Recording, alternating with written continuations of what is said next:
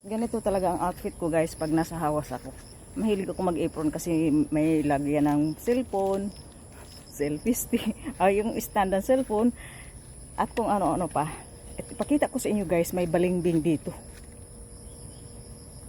So ayan guys, balimbing yan na prutas at yan yung bonsai na mango at mayroong mga native din na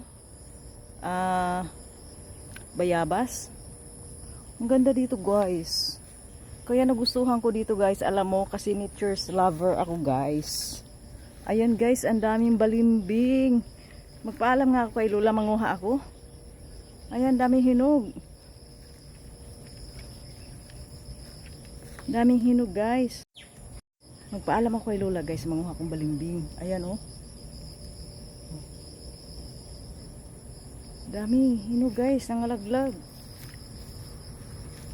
So, ganyan na outfit ko guys. Kasi, nasa house ako. Ganito talaga ang outfit ko. Ganyan ang mata ko guys. Kasi tumitingin ako baka makita ko na matanda. Panakaw-nakaw lang itong aking pagbablog guys. Panakaw-nakaw lang. Sige guys, thank you so much for watching. And please follow me. Bye for now.